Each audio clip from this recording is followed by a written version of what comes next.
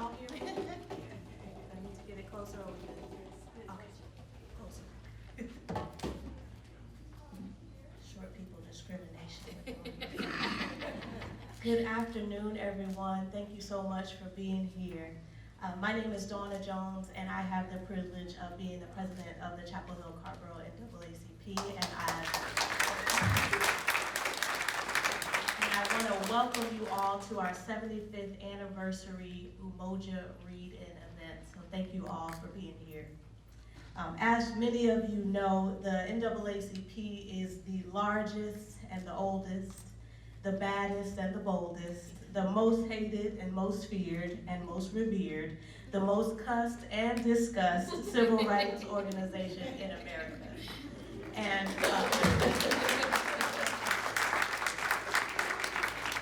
for the past 75 years, the Chapel Hill-Carrboro community has lived and worked in value and in mission of the overall organization of the NAACP. And I get to serve proudly as your president until December of this year. What I know about the NAACP here in the Chapel Hill community and the Chapel Hill and the Carrboro community is that there has been an ongoing fight to build the community that we all wish to see. We have people who have worked for the past 75 years tirelessly for housing advocacy, for criminal justice advocacy, for political advocacy, to create inroads for our children, our youth, and our other community members. And we won't stop now, but these past 75 years have been grand. I want to ask any member who's sitting among us who has served in any capacity, whether as a committee chair, an executive committee member, over the past 75 years, if you would just raise and wave your hand. And let's give these folks a round of applause for their service. Thank you so much. I want to thank our banquet committee chairs, Anna Richards and Dr. Debbie Stroman, who have worked so hard to put on a program to properly commemorate this beautiful anniversary, our diamond anniversary, if you will. And so I want to just give them a round of applause as well. And finally, a big thank you to our readers. Thank you all for your time and your willingness to participate with us today. We look forward to hearing from you. I'm not going to take up too much more of your time, but I will say, as I always do when you give me a microphone, if you are not yet a member, please pull out your phones. I know we have them out now in these days. NAACP.org is where you can join. If you're already a member, consider upgrading your membership to a lifetime membership. Again, thank you and enjoy the program.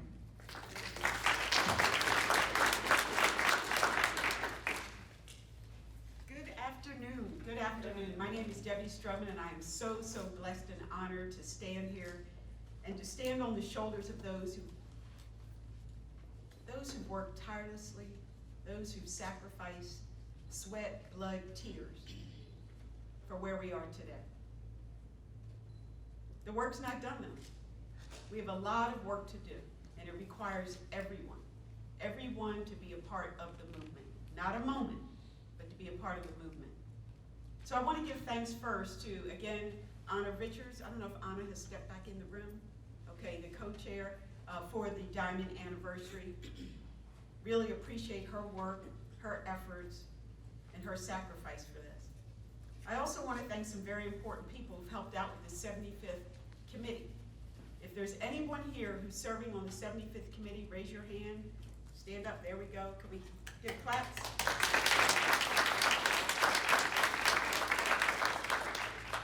As you all know, this does not happen without sponsors, without partners. And so we have 3 leading sponsors: Carol Woods Retirement Community, who continues time and time again to support the community, UNC Chapel Hill, and UNC Health. Let's give them a hand as legacy sponsors. I love to read. I grew up reading, watching my mother read. When she came home from work, she had her stack, her newspapers, she had books by her bedside, and so I love reading. It just opens you up, teaches you so much. It takes you places that you could never imagine. And so I want to get into this reading. I'm I'm very, very blessed to have such wonderful friends, colleagues, who will be sharing some of their favorites. I also want to acknowledge our drummer, Alan.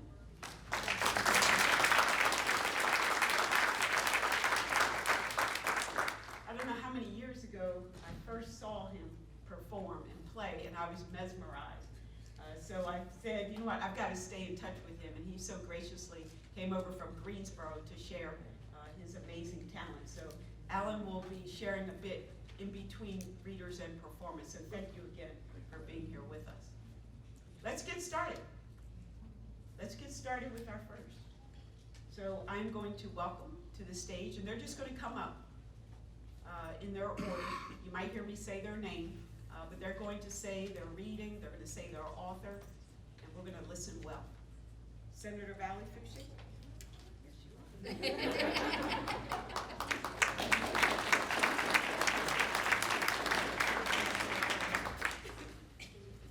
Black Mama Advice by Terrence Michael Fouché. With a black mama, you can't never leave the house without being bombarded with a grocery list of questions. Where you going? Who all gonna be over there? Do you know their parents? They white? That name sounds white. A rundown or checklist before permission to explore the world is granted. It's thorough. It's almost always followed by a 20-point inspection that your best mechanic couldn't match. A skin check to see if you're ashy. Scan your hair to see if it was thoroughly brushed. And a scour of your scalp for gnats. Pants better be fastened with a belt, even if you sag it. And your shirt better not be wrinkled. And before you plant a toe on the other side of that door, the advice comes.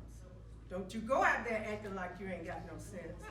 You make sure you have your butt in this house on time, boy.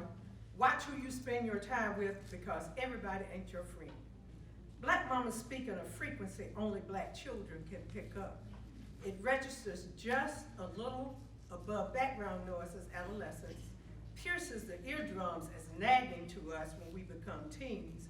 We can't tune in to mama's pitch when we hear it. Teens' ears slick. You might slather all that concern with a kiss on the cheek, but it ain't gonna stick. Somehow it flips once you enter the jungle of the street. My mama could have blasted a megaphone from arm's reach to warn me, broadcasted her wisdom on every primetime television sitcom, and I wouldn't hear it. It only took a white tall tee and a squad car to drive up the curb on Franklin Street for her wisdom to vibrate through the concrete. You can't trust all these cops in this town. They not gonna see you differently because you just my son. Big mama, ma Dukes, and even auntie been passing down protective wisdom like heirlooms to save black sons from generation to generation. Cup round faces in two hands and fill that empty space when they leave home with palms pressed to plead to God. Tears running from cheeks like brothers running from cops. Sound barrier breaking whispers to heaven meant to shield skin from bullet, body from baton, wrist from cuff, knife from abdomen. Your black mama's guidance was sung as a roadmap to freedom during slavery, hummed hymns to heaven to hymn your spirit together. She concocted recipes for liberation, and her cries ripped open the heavens and softened the heart of Yahweh. It's been her history, the story from Big Mama in this nation. Even in Chapel Hill, it ain't much different. Back 50 years ago, when the stormtroopers used to come here from Durham, in the movie, stormtroopers never hit a target, but they had pinpoint accuracy with black skin. Their plastic white armor served as shield from punishment. They tried to bleach his blood from the pavement to whitewash his memory from mama. But an elephant would envy her recollection. That stain is still uncleansed. So black mamas trained their vocal cords to chant a chorus to save souls. To you, their pitch may pick up as racket, make you cover your ears, make white people maliciously deem her angry black woman, claim her not worth the time to listen to, belittle her tone. But her black children, we've deciphered her language, sought the sweet sound of love in her linguistics, unwrapped her disapproval to uncover her gentle discernment. Her voice was hand-blessed by the Holy Trinity. And to my mama and all black mamas, I'm sorry for plugging my ears with fingers to to avoid ingestion of harsh wisdom. Your advice has served as nourishment from emptiness, a meal to satiate me when I was starved from understanding my worth. Your concern is the most precious gift you've given to your children. I wasn't ready to hear you, but I am here now to give you my undivided attention, to listen, and it's time for the rest of the world to do the same.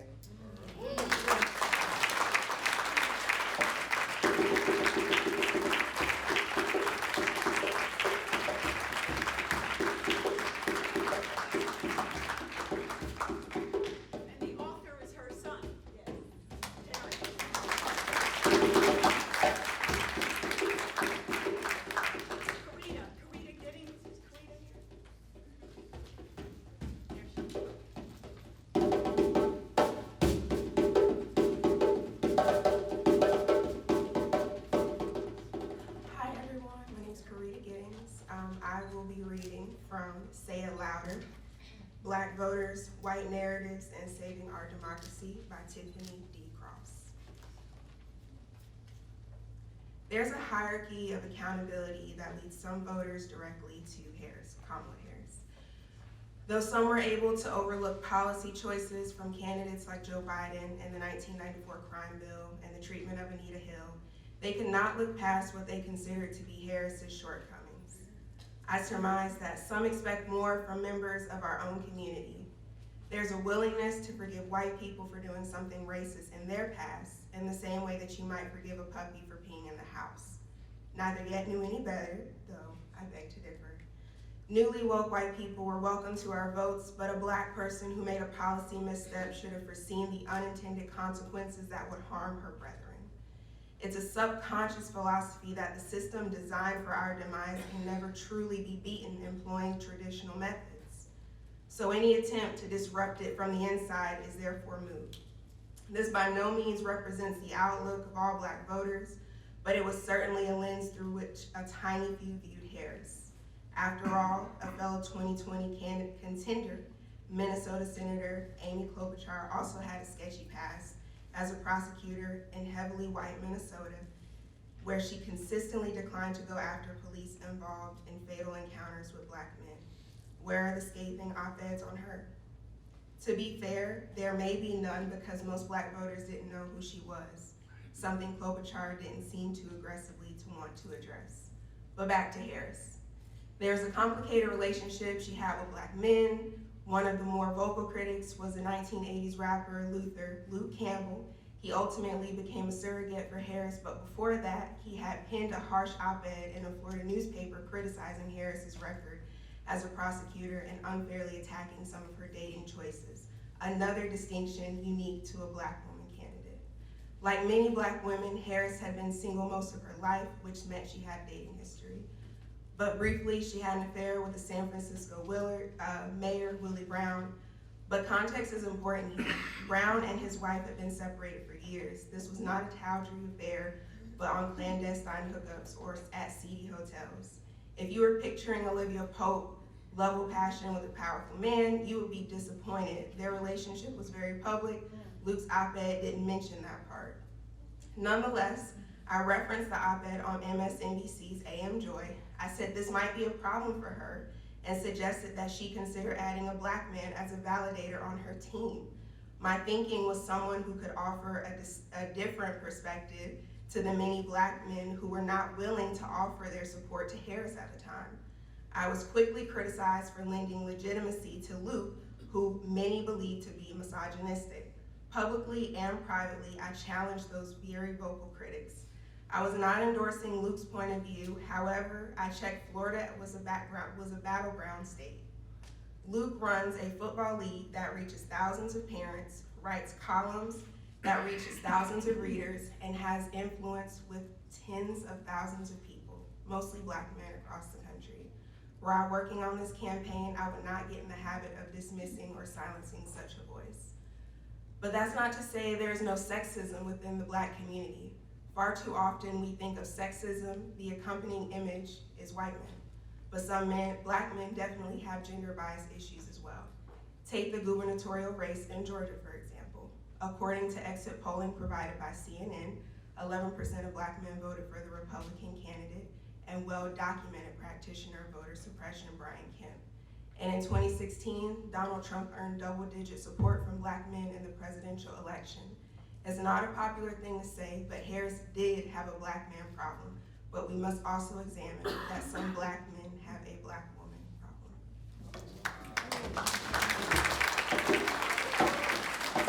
That's Say It Louder by Tiffany D. Cross.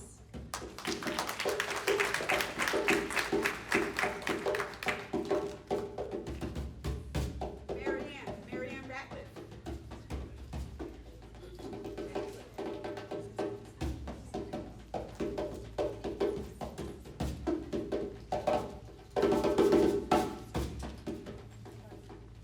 Good evening. I'm Marianne Ratcliffe. This is a letter from Birmingham Jail by Martin Luther King Jr. I must make two honest confessions to you, my Christian and Jewish brothers.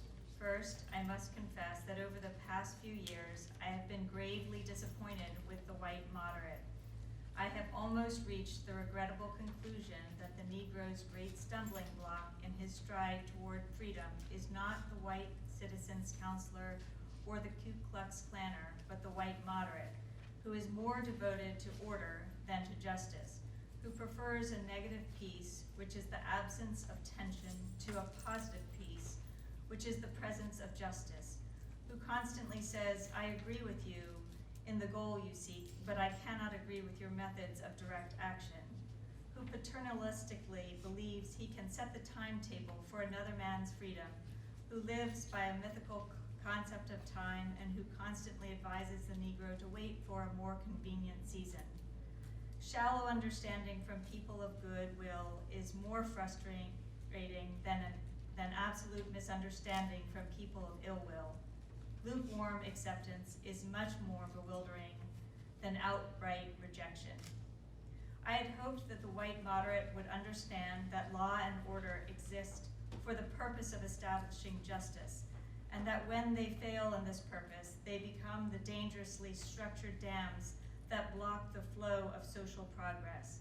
I had hoped that the white moderate would understand that the present tension in the South is a necessary phase of the transition from an obnoxious negative peace, in which the Negro passively accepted his unjust plight, to a substantive and positive peace, in which all men will respect the dignity and worth of human personality. Actually, we who engage in nonviolent direct action are not the creators of tension.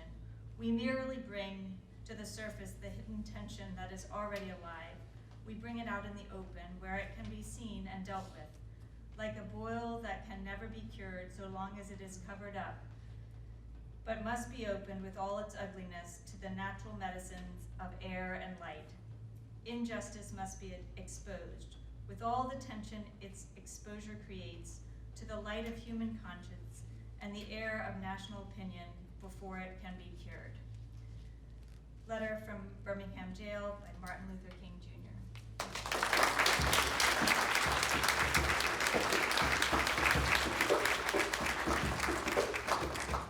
Betty Curry. Betty.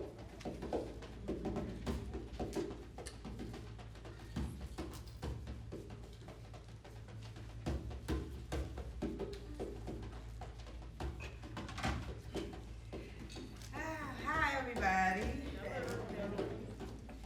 Okay, I'm going to be reading from a book called Black in America, with many different sayings with different freedom fighters. And one that stood out to me, and it simply applies today, it was written by a person by the name of Claude McKay. Claude McKay flourished as a poet during the Harlem Renaissance in the 1920s, and during this time, his poem challenged white authority while celebrating Jamaican culture. He also wrote tales about the trials and tribulations of life as a black man in both Jamaica and America. McKay was not secretive about his hatred for racism, and felt that racist people were stupid, short-sighted, and possessed with hatred. In a tale such as The Home to the Harlem in 1928, his depiction were initially criticized as a negative portrayal of Harlem and its lower class citizens. by predominant figures such as W.E.B. Du Bois, but McKay was later applauded as a literary force in Harlem Renaissance. During the Red Summer of 1919, race riots occurred in dozens of cities and in some areas across the United States. Hundreds of people, mostly blacks, were killed. In some cities, black people fought back. The riots were sparked by the return of soldiers from the World War I, which caused competitions for jobs. Black workers had also been hired as strike breakers in some industries, which led to increased resentment in the white working class. During this summer, writers and political activist Claude McKay was working as a waiter on the railways, and he later wrote that our Negro newspapers were morbid, full of details of clashes between colored and whites, murderous shootings and hangings, traveling from city to city, unable to gauge the attitudes and the tempers of each one. We Negro railroad men were nervous. We were less lightheaded. We stuck together, some of us armed, going from railroad station to our quarters. We stayed in our quarters all through the dreary, ominous nights, but we never knew what was going to happen. It was during those days that that sonnet, "If We Must Die," exploded out of me. And for it, the Negro people unanimously held me as a poet. This sonnet has long been considered to mark the beginning of the period of the black cultural flourishing, known as the Harlem Renaissance. It was the first published in the Liberator in July 1919, and it was then reprinted in many journals and magazines throughout 1920. And the poem goes, "If we must die, let it not be like hogs, hunted and pinned in an inglorious spot, while round us bark the mad and the hungry dogs, making their mocks at our cursed lot.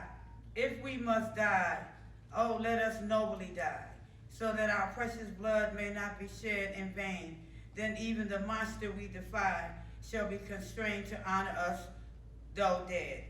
O kinsmen, we must meet the common foe. Though far outnumbered, let us show us brave, and for their 1,000 blows deal one death blow. What though before us lies the open grave? Like men, we face the murderous, the cowardly pack, press the wall, dying but fighting back."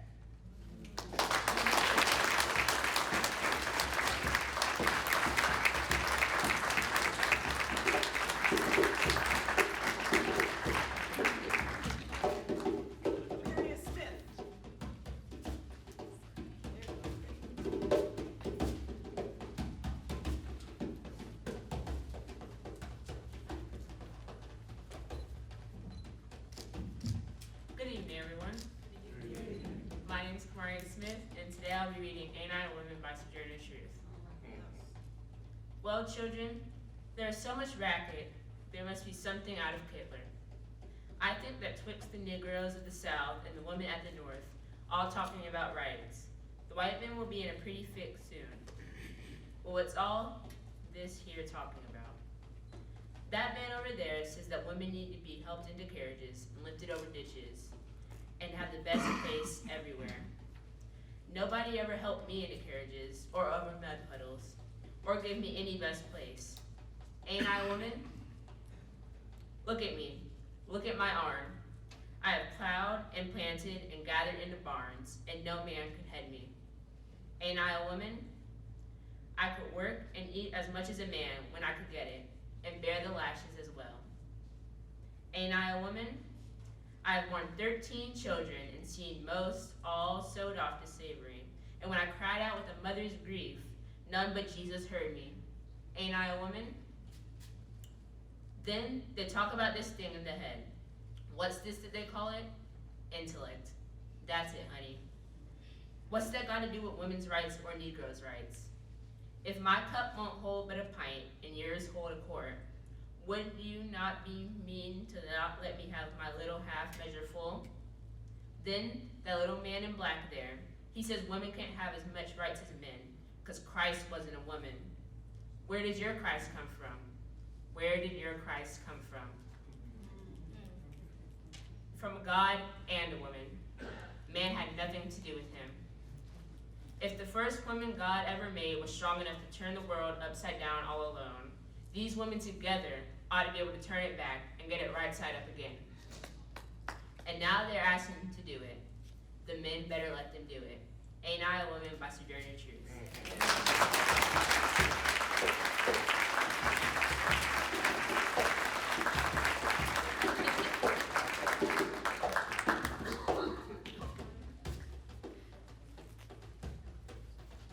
Why should I feel discouraged? And why should the shadows come?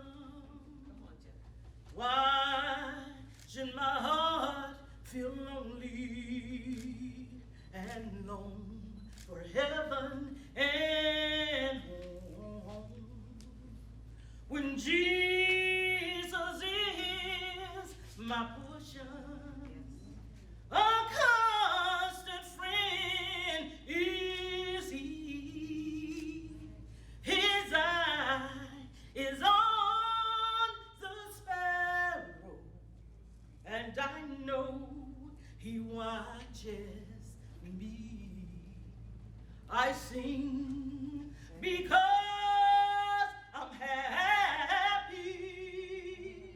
I sing because I'm free. His eye is on the sparrow, and I know he watches me. Hallelujah.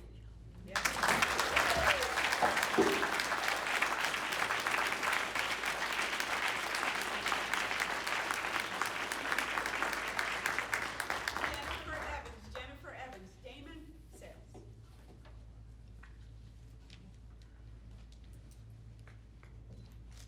Good afternoon.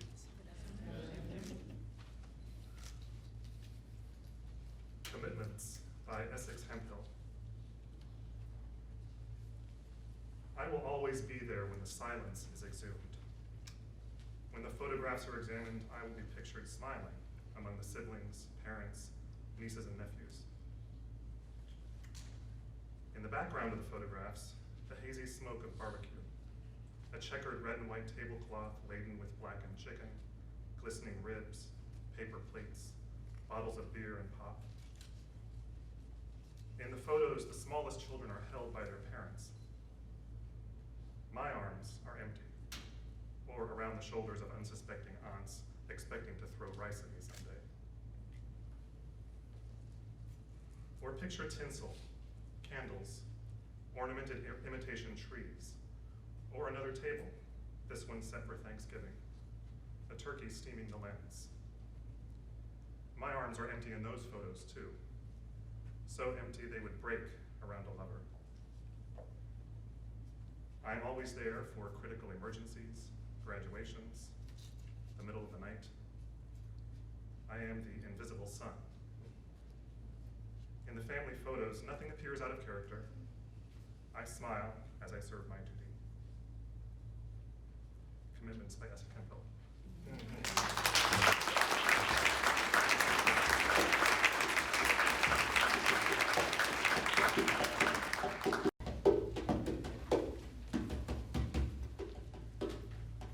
I will be reading an excerpt from Alice Walker's The Black Writer and the Southern Experience. There is a world of comparisons between town and country, between the ugly crowding and griminess of cities and the spacious cleanliness which actually seems impossible to dirty of the country. A country person finds the city confining, like a too-tight dress, and always in one's memory, there will remain the rituals of one growing up, the warmth and vividness of Sunday worship, never mind you never quite believed, in a little church hidden from the road, and houses set so far back in the woods that at night it's impossible for strangers to find them.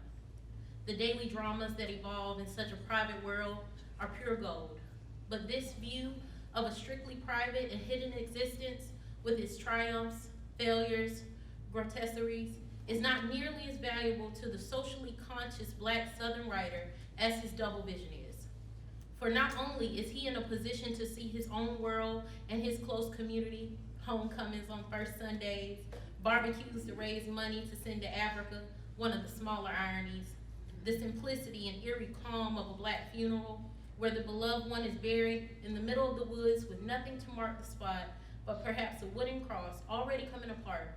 But also, he is capable of knowing with remarkable silent accuracy the people who make up the larger world that surrounds and suppresses his own.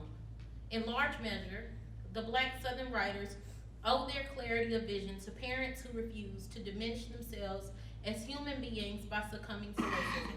Our parents seem to know that an extreme negative emotion held against other human beings for reasons they do not control can be blinding. Blindness about a human being, especially a writer, is equivalent to death. Because of this blindness, which is above all racial, the works of many Southern writers have died. Much that we read today is fast expiring. Perhaps my Northern brothers will not believe me when I say there's a great deal of positive material I can draw from my underprivileged background, but they have never lived as I have, at the end of a long road in a house that was faced by the edge of the world on one side and nobody for miles on the other. They never experienced the magnificent quiet of a summer day when the heat is intense and one is so very thirsty as one moves across the dusty cotton fields that one learns forever that water is the essence of all life. In the cities, it cannot be so clear to one that he is a creature of the earth, feeling the soil between his toes, smelling the dust thrown up by the rain, loving the earth so much that one longs to taste it and sometimes does. Nor do I intend to romanticize the Southern black country life. I can recall I hated it generally. The hard work in the fields, the shabby houses, the evil, greedy men who worked my father to death and almost broke the courage of that strong woman, my mother. No, I'm simply saying that Southern black writers, like most writers, have a heritage of love and hate, but they also have an enormous richness and beauty to draw from. And having been placed, as Camus says, halfway between misery and the sun, they too know that, though not all is well under the sun, history is not everything. No one can wish for a more advantageous heritage than the bequeath to the black writer in the South, a compassion for the earth, a trust in humanity beyond our knowledge of evil, and an abiding love of justice. We inherit a great responsibility as well, for we must give voice to centuries, not only of silent bitterness and hate, but also of neighborly kindness and sustaining love. The Black Writer and the Southern Experience by Alice Walker.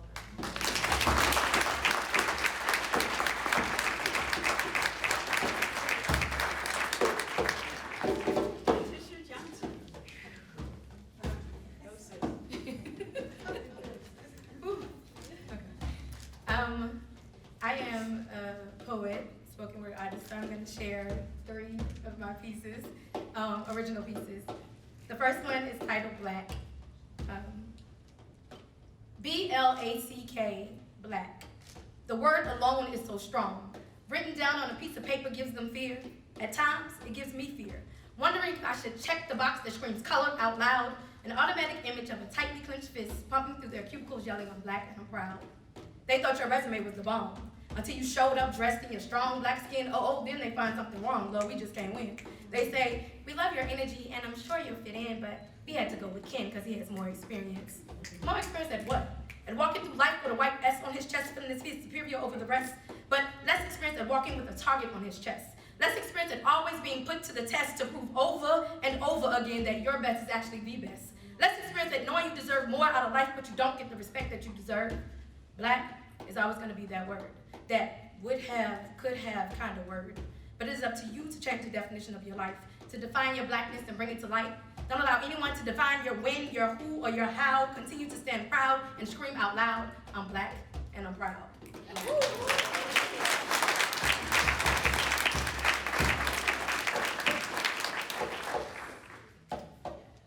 The Black Sea. Our journey began on water, uncharted territory. Thoughts of disorder. How the hell do you challenge something with so much power, something so unknown but full of history, full of sin? If you fight against the water, it will definitely win. Trauma buried so deep within, black people afraid to get on a boat, don't know where their trip will end. too afraid to not be free. But the water itself is not your enemy. It is the constant worry of a repeating history. I will drown in my pride before I'm ever slave to anyone. But we're all slaves to some degree. The water is the least of our worries. We're living every day in a pool of government deceit, cover-ups with no receipts, flooded timelines to water down the heat. Social media got all our brains beat, fried like an egg on hot concrete. You better have your water ready when someone brings the heat. As a sea of black folks hit the streets, a wave of indescribable beauty, colors of every hue, flowing through the world being put on review. They act if they can't see you, but believe me, they definitely do. They see your black girl joy pouring out in everything you pour out, in everything that you pour out in your black girl brain. When they see you being a faucet instead of a drain, they go insane as they watch you pour into others to help maintain the sea of blackness that they don't want to see. But you see, all we have to do is have a little black on black unity and we can conquer the world like the oceans and seven seas.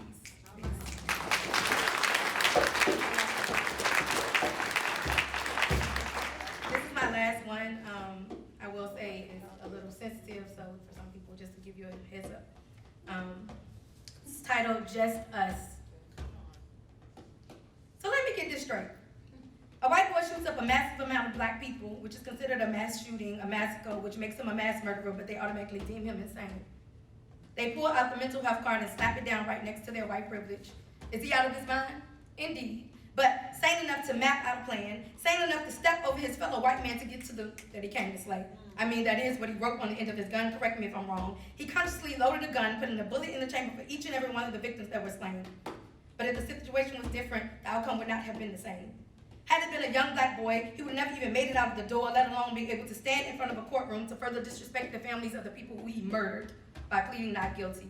Had it been one of us, they would have automatically labeled him a thug, a gangster, a monster to society, a menace to society since the age of 4 when he pushed someone down on a playground in preschool.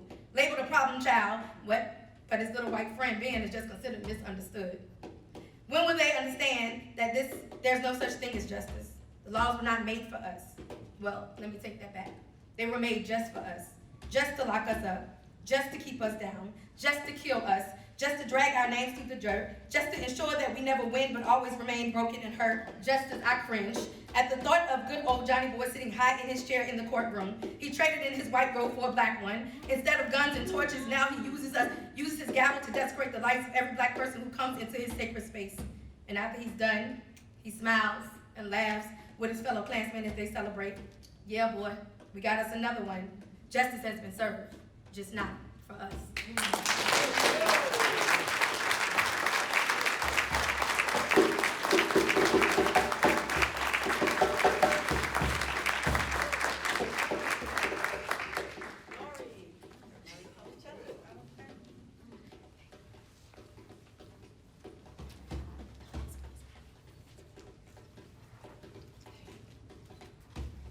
Good afternoon. I am reading from a favorite book called Thick by Tressie McMillan Cotton. In her book, Thick, Tressie McMillan Cotton writes a chapter titled Dying to be Competent. Tressie is on faculty at UNC. Her most recent accolades include a 2020 MacArthur Foundation Fellowship, informally known as the Genius Grant. She talks about how she never felt more incompetent than when she was pregnant. She writes, when you are a black woman, having a body is already complicated for workplace politics. While pregnant, she started bleeding, but she waited until she filed her copy by deadline before walking out the door and meeting her husband, where they rushed to the emergency room. She told them something was very wrong because she had such bad pain in her derriere, in her butt. They didn't believe her and told her she should just try to go to the bathroom, take an enema. Her baby died. Tressie writes, in 2017, Serena Williams gave birth to her daughter. She celebrated with an interview, as is the ritual custom of celebrity cultures. In the interview, Serena described how she had to bring to bear the full force of her authority as a global superstar to convince a nurse that she needed treatment. The treatment likely saved Serena's life. Many black women are not so lucky. In the wealthiest nation in the world, Black women are dying in childbirth at rates comparable to those in poor colonized nations. The World Health Organization estimates that Black expectant and new mothers in the United States die at about the same rate as women in countries such as Mexico and Uzbekistan. The high mortality rate of Black women in the United States has been documented by the CDC, which says that Black women are 243% more likely to die from pregnancy or childbirth related causes than are white women. These are not new data.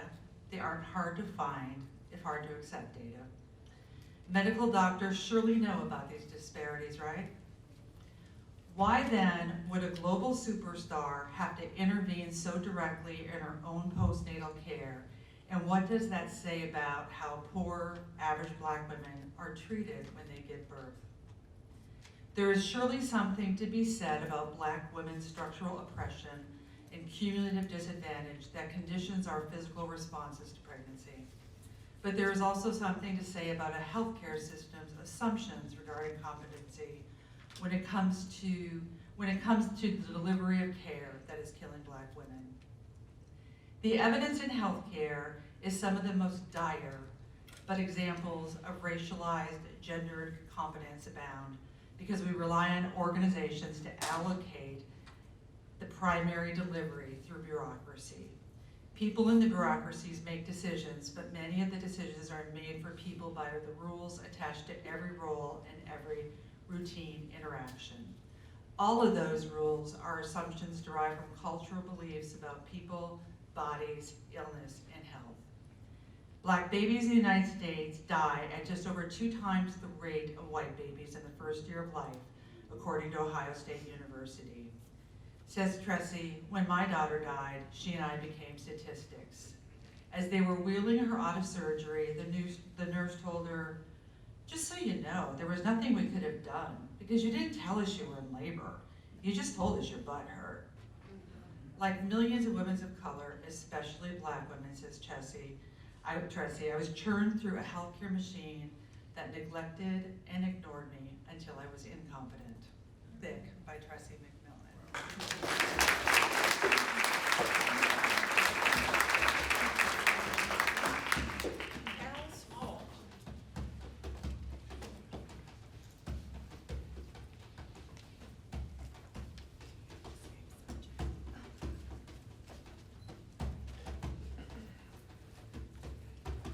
Hello everyone, I am Carol Small and I will be reading an excerpt from a book called Black American Refugee by Tiffany Drayton, Escaping the Narcissism of the American Dream. I wanted to make a copy of the book cover. It was a wonderful book.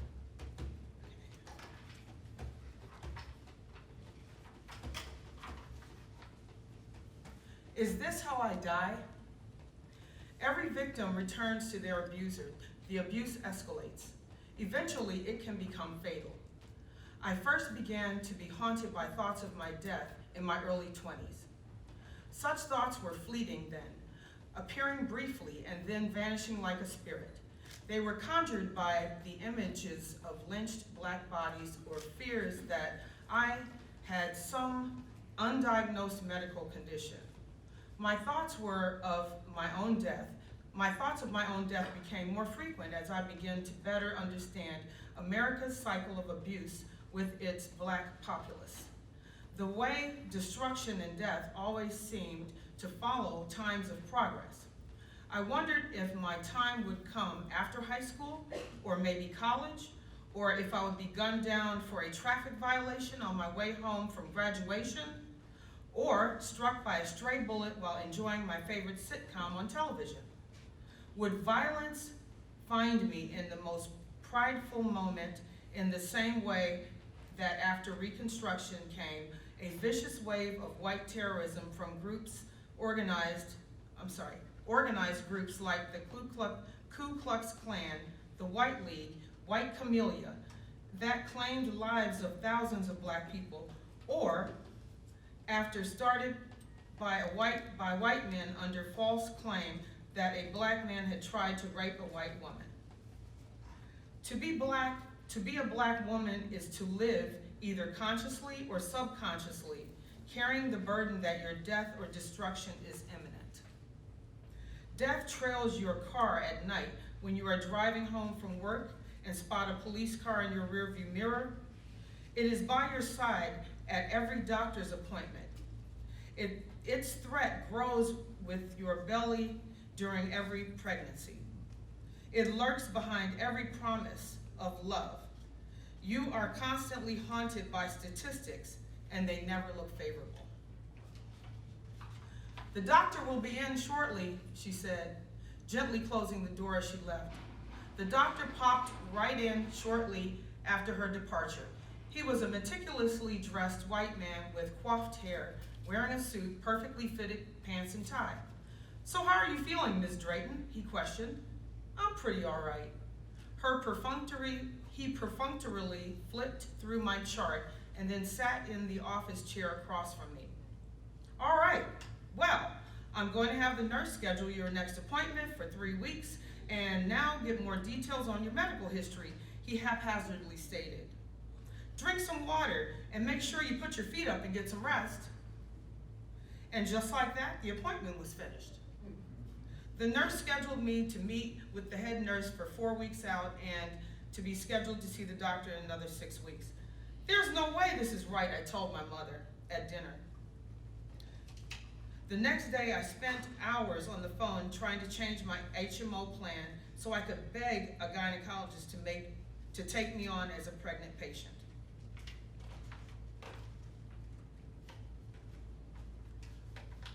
Now, this is when she finds the doctor.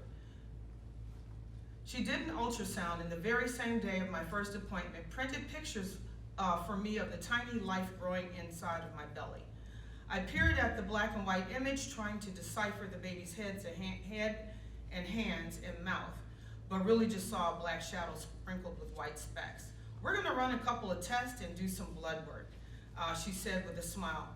"I'm glad you came in now because you almost missed the time frame for some of these tests." "Ms. Drayton," the familiar voice of the doctor's secretary answered, "you're gonna have to come down and see the doctor." They got back my blood work and found an abnormality. My hands perspired and quivered as I sat in the examination room awaiting the news of the verdict. I tried to suppress my worst fears, but scary thoughts swirled around like ghosts in my head. "Have you been feeling all right lately?" the doctor began. The question caught me off guard.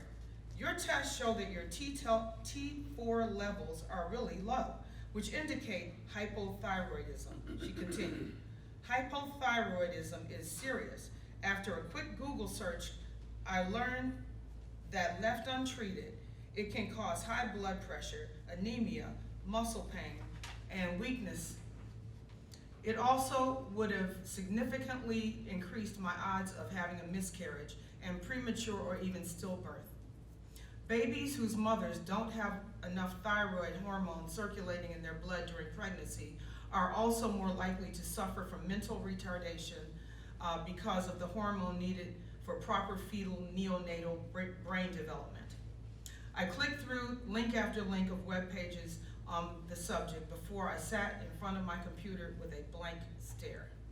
My eyes welled with water, but I tried to choke back the shock and horror of only narrowly avoiding becoming just another black maternal statistic. Tiffany Drayton is a Trinidadian American writer who loves to share beauty and hardships of her experience as a black woman.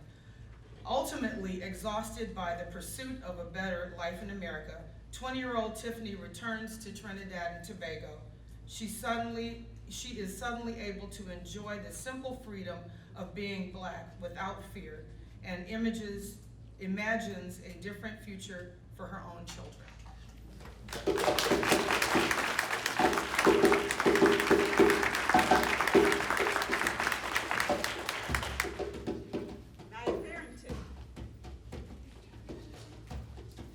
Good evening, everyone.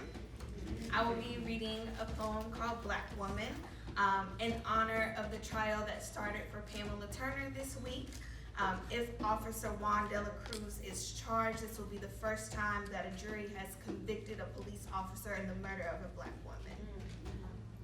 Black Woman by Quiet Storm. Black woman, yes you. Do you hear your confused tone? The one that starts low, then vibrates its way up your earlobes. Give off sound wave of your ancestors' hymn.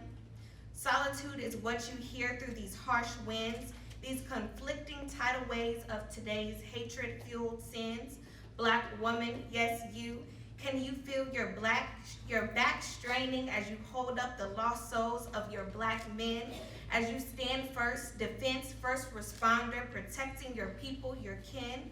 Hold your tongue as the weight bears down, legs shaking now, but still you push, you stand up. Black woman, yes you. It is contrary that you seldomly seek refuge, that your silent tears hit the pillow, though the night before they hit God's ear. That you still kneel on the ground to pray, even if the rice is cutting your shins, you pray through the pain, for it gives you peace. Black woman, yes you. Fist balled up, knuckles ready to bleed. Black woman, you have been fighting your whole life, bringing your bare knuckles to every gunfight, yet you still walk out alive. Black woman, you are a fighter, a survivor. You set the stage in every situation that comes your way, a queen that sits on her throne through another day. Black woman, yes you. You got that go get me a switch or I'ma give you something to cry about. Snap green beans and lectures on the porch was your first class of the day, because you were raised by the sacred backs of black women that came before you. So now you have no choice but to follow in their footsteps. Bring love from cement, take hard earth and make things grow. Plant seeds into your seeds as they follow. Take your time, black woman. It's your time to slow down. Watch what you have created bloom now. Black woman, yes you, don't you ever forget where you came from. Hold on to your heritage like it's all you've got left. In the end, we only remember the memories we've kept. Black woman, yes you.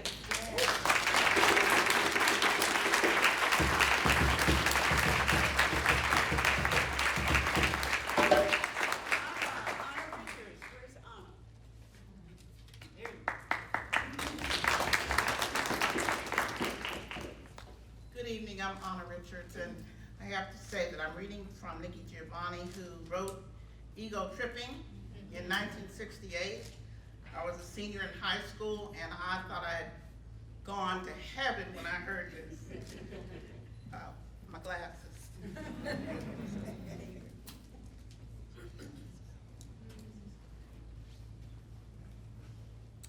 I was born in the Congo, and I walked to the Fertile Crescent and built the Sphinx.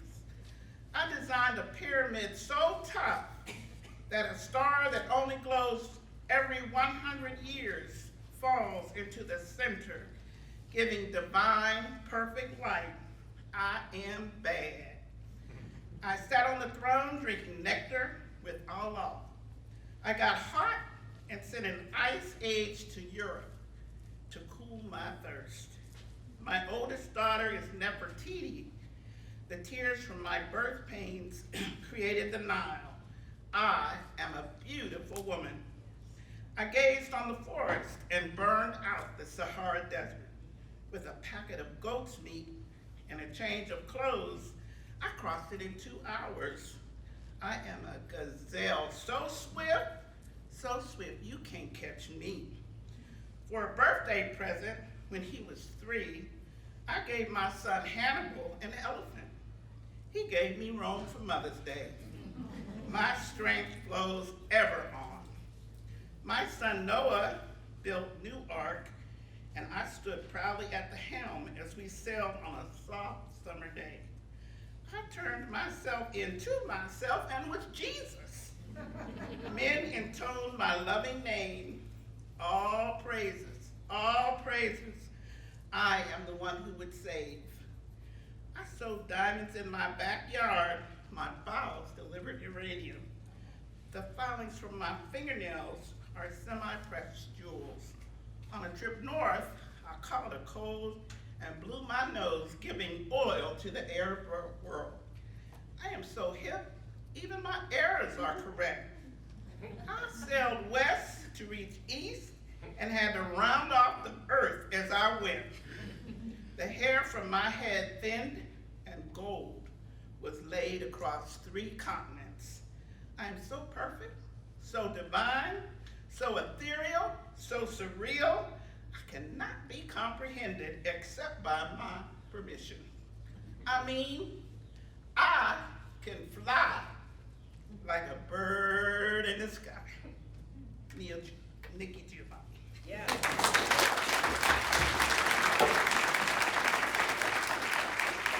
This last one was written last year. Now that poem was written in '68. She's still writing.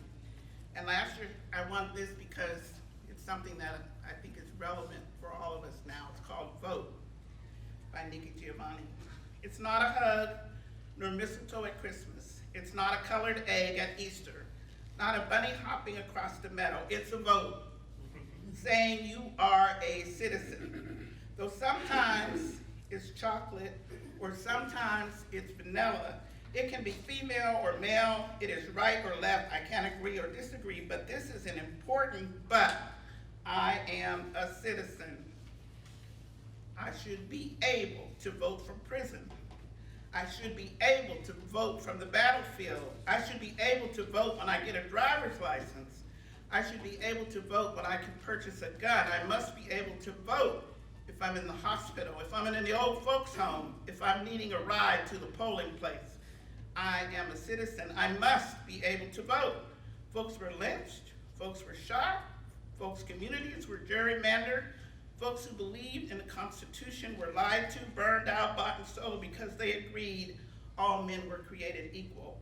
Folks, vote to make us free. It's not cookies nor cake, but it's the icing that is so sweet. Good for the folks, good for us. Vote.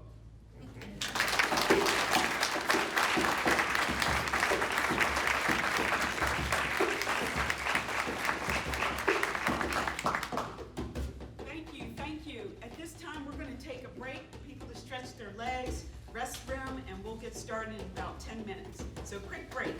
Snacks in the back, please. Snacks.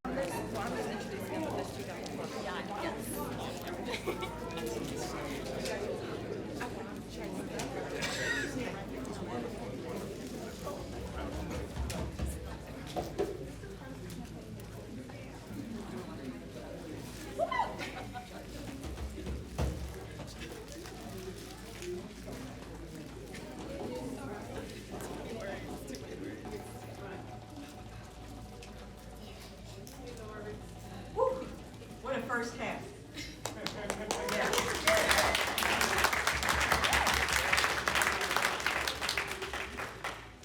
Young people. Amen. And so the second half, we're going to start off with UNC's EROT, spoken word. Let's go.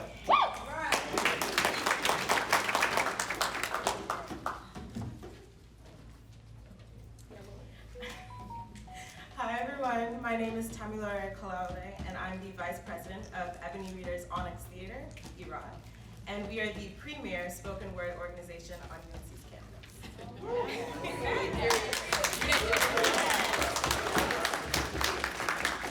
So, how many people in here have been to a spoken word performance before? We've heard some beautiful poetry today already. Okay, so what do you do if you like something that somebody said? Now, what do you do if you really like what somebody said? And now, what do you do if you see that a poet needs a little bit of help on stage? Just show them a little bit of love. Okay, so we have 2 of our newest members to EROT here to share their stories with you. Enjoy.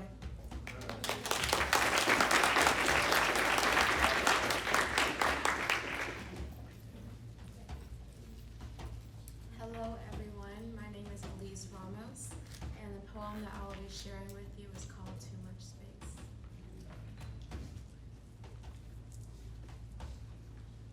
Since I was a child, I've been squeezed, jammed, shoved to fit inside the little box which was my place.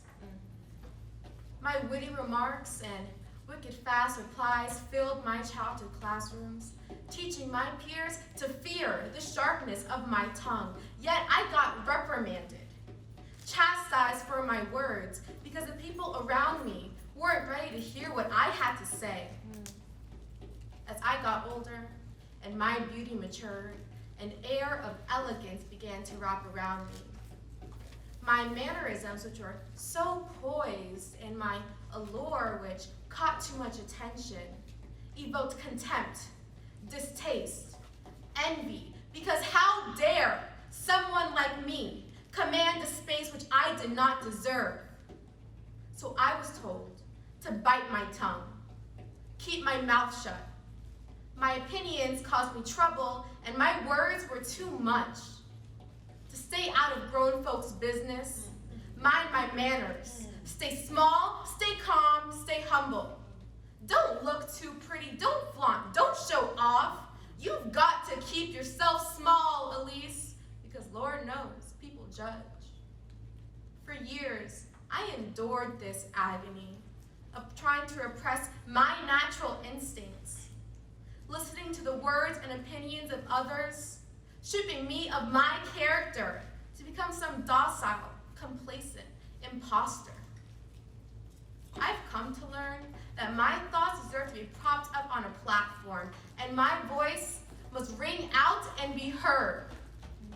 That my demeanor is not the flaw people make it out to be, it's a part of my strength, my guard, my wall. I'm still trying to find the balance in between individuality and society, because I've learned that I need restraint. But I don't fit inside of these boxes I've been forced in. I guess I just take up too much space. Thank you.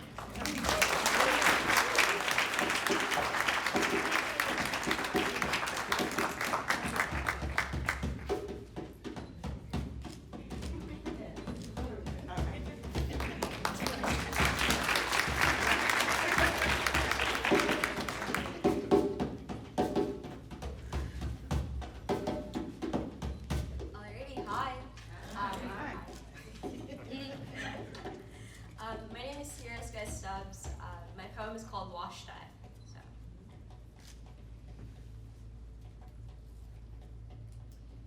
On Saturday afternoons, my mom traced her comb through a tangle of the untamable down my shoulders. It had to have shine. It needed to be neat. Slippery slick down curls brushed flat into two plaits pulled high, and then I was presentable. By Monday night, my frizzed up frame was weighed down by condemnation for flying free, as if my tiny pieces of protest made me look homely.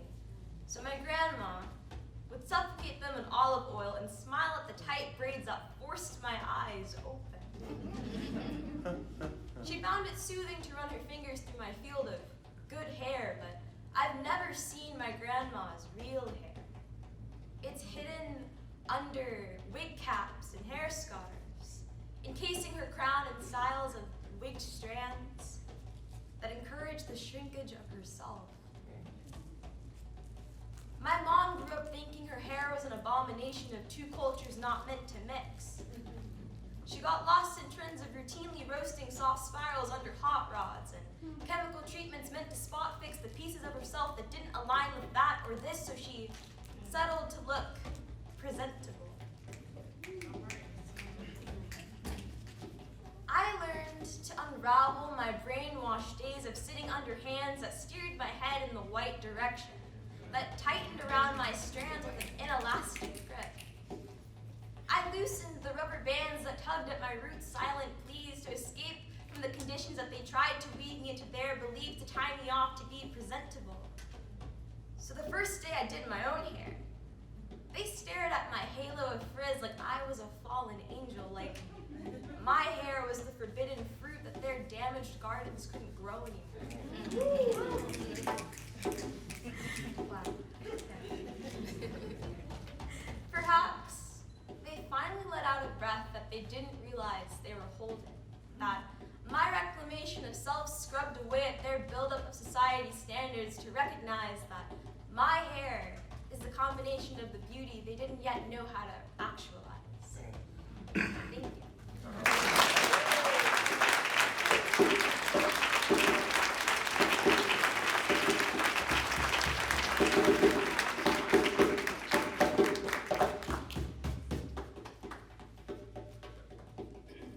James Baldwin, The Fire Next Time. While I was in Chicago last summer, the Honorable Elijah Muhammad invited me to have dinner at his home. This is a stately mansion on Chicago's South Side, and it's the headquarters of the Nation of Islam movement. I had not gone to Chicago to meet Elijah Muhammad. He was not in my thoughts at all. But the moment I received the invitation, it occurred to me that I ought to have expected it. In a way, I owe the invitation to the incredible, abysmal, and really cowardly obtuseness of white liberals. Whether in private debate or in public, any attempt I made to explain how the Black Muslim movement came about and how it achieved such force was met with a blankness that revealed the little connection that the liberals' attitudes had with their perceptions or their lives, or even their knowledge, revealed, in fact, that they could deal with the Negro as a symbol or a victim, but had no sense of him as a man. When Malcolm X, who is considered the movement's second in command, an heir apparent, points out that the cry of violence was not raised, for example, when the Israelis fought to regain Israel, and indeed is raised only when Black men indicate that they will fight for their rights. He is speaking the truth. The conquests of England, every single one of them bloody, are part of what Americans have in mind when they speak of England's glory. In the United States, violence and heroism have been made synonymous, except when it comes to Blacks. And the only way to defeat Malcolm's point is to concede it and then ask oneself why this is so. Malcolm's statement is not answered by references to the triumphs of the NAACP, the more particularly since very few liberals have any notion of how long, how costly, and how heartbreaking a task it is to gather the evidence that one can carry into court, or how long such court battles take. Neither is it answered by references to the student sit-in movement, if only because not all Negroes are students, and not all of them live in the South. I, in any case, certainly refuse to be put in the position of denying the truth of Malcolm's statements simply because I disagree with his conclusions, or in order to pacify the liberal conscience. Things are as bad as the Muslims say they are. In fact, they are worse. And the Muslims do not help matters, but there is no reason that Black men should be expected to be more patient, more forbearing, more far-seeing than whites, indeed quite the contrary. The real reason that nonviolence is considered to be a virtue in Negroes, I'm not speaking now of its racial value, another matter altogether. It is that white men do not want their lives, their self-image, or their property threatened. One wishes they would say so more often. At the end of a television program in which Malcolm X and I appeared, Malcolm was stopped by a white member of the audience who said, "I have $1,000 and an acre of land. What's going to happen to me?" I admired the directness of the man's question, but I didn't hear Malcolm's reply because I was trying to explain to someone else that the situation of the Irish 100 years ago and the situation of the Negro today cannot very usefully be compared. Negroes were brought here in chains long before the Irish ever thought of leaving Ireland. What manner of consolation is it to be told that immigrants arriving here voluntarily, long after you did, have risen far above you? In the hall, as I was waiting for the elevator, someone shook my hand and said, "Goodbye, Mr. James Baldwin. We'll soon be addressing you as James X." And I thought for an awful moment, my God, if this goes on much longer, you probably will. Elijah Muhammad had seen the show, I think, or another one, and he had been told about me. Therefore, late on a hot Sunday afternoon, I presented myself at his door. James Baldwin, The Fire Next Time.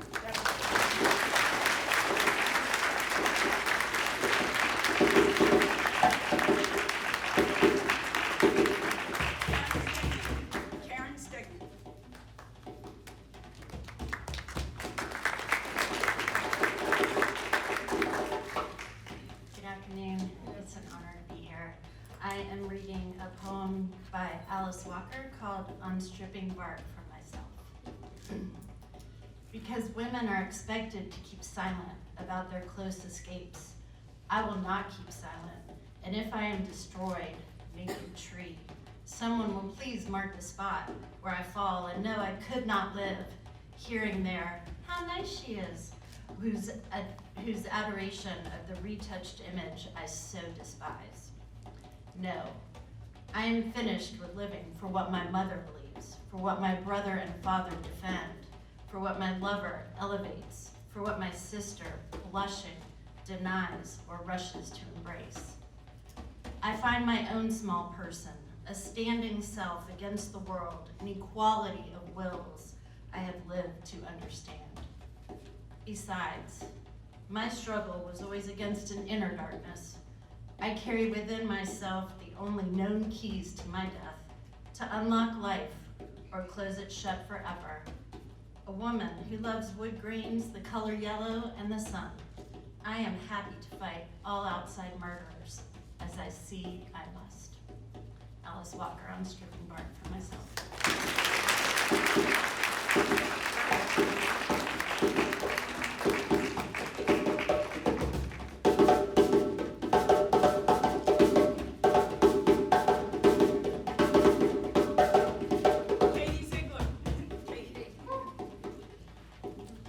Hello everyone, it's great to be here. I'm going to read I Too by Langston Hughes. I too sing America.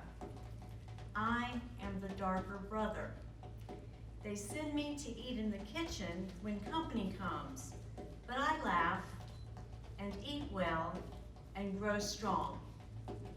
Tomorrow, I'll be at the table when company comes. Nobody'll dare say to me, eat in the kitchen then.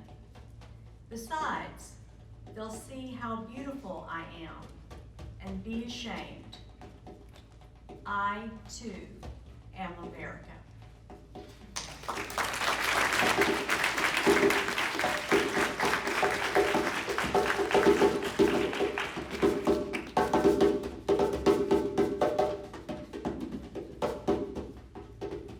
William Davis. William.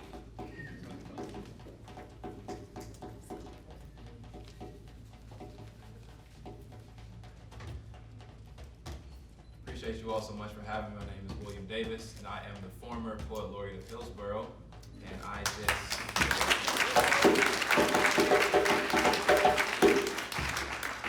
just recently got back from Michigan. I was in a contest with over 800 artists.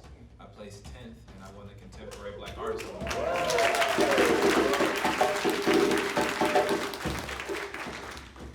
So I'm going to read 3 poems today, and I really appreciate you all so much. You ready for the poem? Say yeah. Yeah. So my grandmother has told me before that Band-Aids, they don't work for us black people.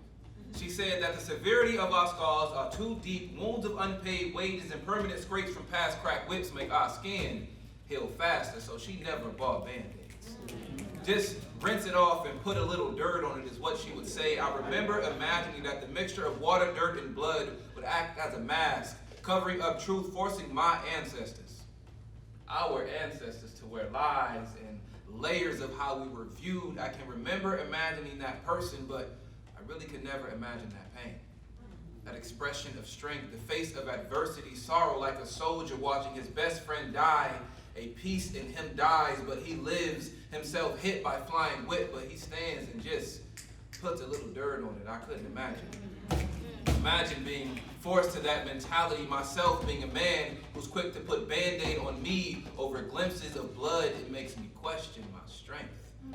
And have I ever seen strength? Maybe my eyes only seen take not what it takes to just rinse off and cover up and act as wounds don't exist, hidden in a plain sight like the wounds don't exist, like my grandmother tells me.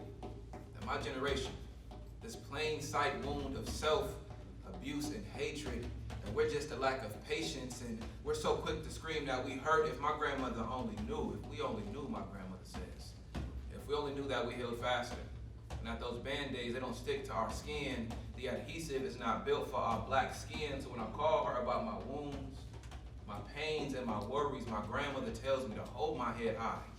fight through the pain and just put a little damn dirt on it, will you? And I promise you, it'll go away.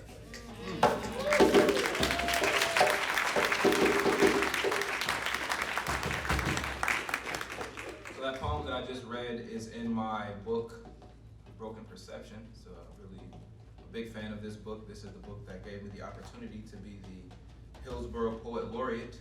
And I've sold copies of this book in New Orleans, Florida, and Michigan, and all types of different places. So it's really cool to see what poetry can do, you know? So you ready for the next poem? Say yeah. Yeah. That's the best part. I'm pretty sure when we all die, that the first thing that God is going to do is apologize. God will say sorry for the many shades and the hues of our different views, this lack of understanding of what he or she created. I'm pretty sure that God will say sorry.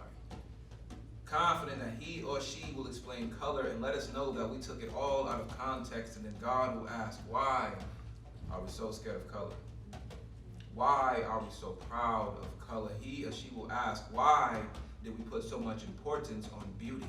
He or she will explain to the point that imagination implants imagery into explanation, and God, with such conviction, will tell us simply that on one rainy heaven day, he or she was feeling creative, so God began this beautiful painting, and we, our colors, is what was created, letting us know that every unique color used made perfection from his or her point of view. And when he or she, our God, looked at that creation, he or she didn't see hatred, discrimination, or pride of importance on different portions of his or her painting. He or she just saw God, which is us, meaning you. I'm pretty sure that God then waved his hand, created a massive rainbow with the beauty of newborn innocence soothing, and God then asked us, which one of these colors represents your world's hate? With no answer to speak, God will then teach that every one color, every shade, every hue that we view is God, meaning us, meaning you, and he or she will then say, I am so sorry for all of the confusion. God will then tell us that it doesn't even matter now because we are in heaven. God will then laugh, mocking our coined phrase of God don't make no mistakes, and he or she will again apologize for the black, the white, the yellow, the red, all of these colors, and mainly the uncomfortability of what our eyes seen and what we decided to worldly point out, and God will then explain that we are now one. We have risen above the clouds, so put our outer down, laid to bury the worry and pride of our outside, and God will then open up his arms, consoling away our much-needed loss with a hug, and he, or she, our God, will let us know that we can finally live now. Thank you.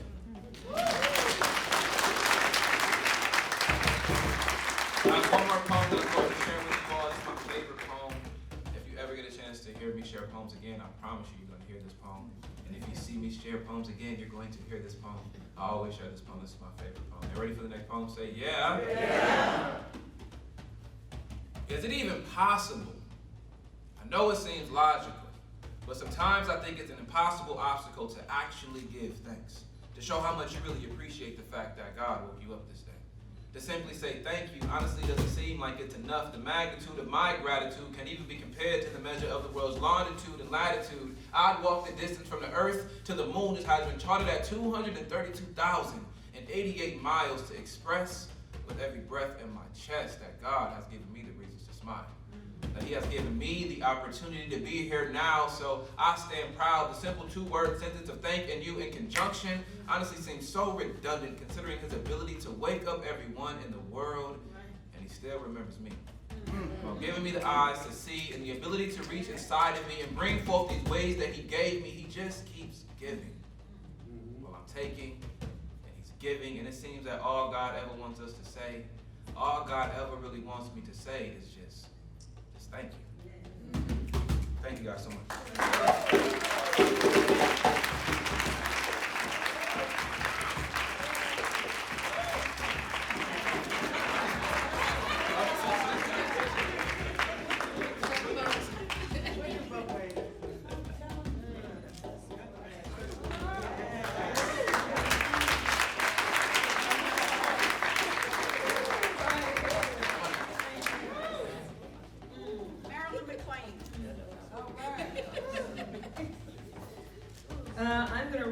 excerpt from Audre Lorde's Sister Outsider.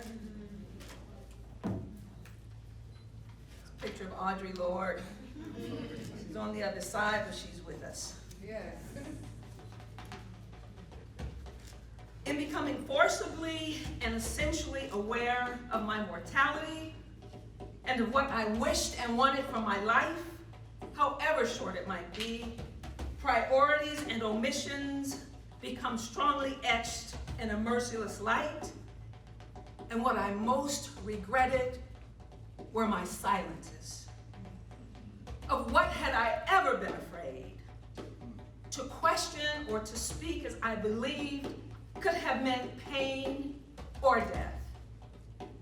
But we all hurt in so many different ways all the time, and pain will either change or end. Death, on the other hand, is the final silence. And that might be coming quickly, now without regard for whether I had ever spoken what needed to be said or had only betrayed myself into small silences. While I planned someday to speak or waited for someone else's words. And I began to recognize a source of power within myself that comes from the knowledge that while it is most desirable not to be afraid, learning to put fear into a perspective gave me great strength. I was going to die, if not sooner than later, whether or not I had ever spoken myself. My silences had not protected me. Your silence will not protect you. But for every real word spoken, for every attempt I have ever made to speak those truths for which I am still seeking, I had made contact with other women while we examined the words to fit a world in which we believed bridging our silences, bridging our differences. And it was the concern and caring of all those women which gave me strength and enabled me to scrutinize the essentials of my living. The women who sustained me through the period were black and white, old and young, lesbian, bisexual, heterosexual, and we all shared a war against the tyrannies of silence. They all gave me a strength and concern without which I could not have survived intact. Within those weeks of acute fear came the knowledge. Within the war we are all waging with the forces of death, subtle and otherwise, conscious or not, I am not only a casualty, I am a warrior. What are the words you do not have yet? What do you need to say? What are the tyrannies you swallow day by day and attempt to make your own until you will sicken and die from them still in silence? Perhaps for some of you here today, I am the face of one of your fears. Because I am a woman, because I am black, because I am a lesbian, because I am a woman, because I am myself a black woman poet, doing my work, come here to ask you, are you doing yours?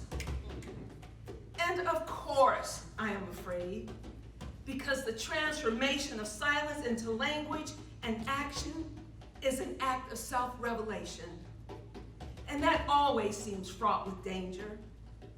But my daughter, when I told her of our topic and my difficulty with it, said, tell them how you are never really a whole person if you remain silent, because there's always that one little piece inside of you that wants to be spoken out, and if you keep ignoring it, it will get madder and madder and hotter and hotter. And if you don't speak it out one day, it will just up and punch you in the mouth from the inside. In the cause of silence, each of us draws the face of her own fear. Fear of contempt, of censure, of some judgment or recognition, or challenge or annihilation. But most of all, I think we fear the invisibility. I think we fear the visibility, without which we cannot truly live. Within this country where racial difference creates a constant, if unspoken, distortion of vision, Black women have, on one hand, always been highly visible, and so, on the other hand, have been rendered invisible through the depersonalization of racism. Even within the women's movement, we have had to fight, and still do, for that very visibility which also renders us most vulnerable, our Blackness. For to survive in the mouth of the dragon we call America, we have had to learn this first and most vital lesson, that we were never meant to survive, not as human beings. Neither were most of you here today, Black or not. And that visibility which makes us most vulnerable is that which is also the source of our greatest strength. Because the machine will try to grind you into dust anyway, whether we speak or not. We can sit in our corners, mute forever, while our sisters and ourselves are wasted, while our children are distorted and destroyed, while our earth is poisoned. We can sit in our safe corners, mute as bottles, and we will still be no less afraid.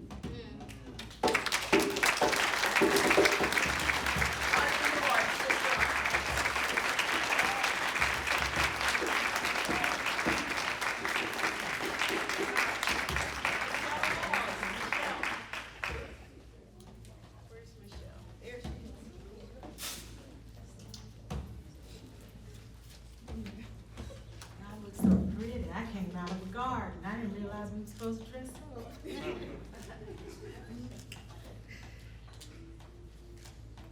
So I will be reading also from Audre Lorde. I will be reading from The Master's Tools Will Never Dismantle the Master's House. What does it mean when the tools of racist patriarchy are used to examine the fruits of the same patriarchy?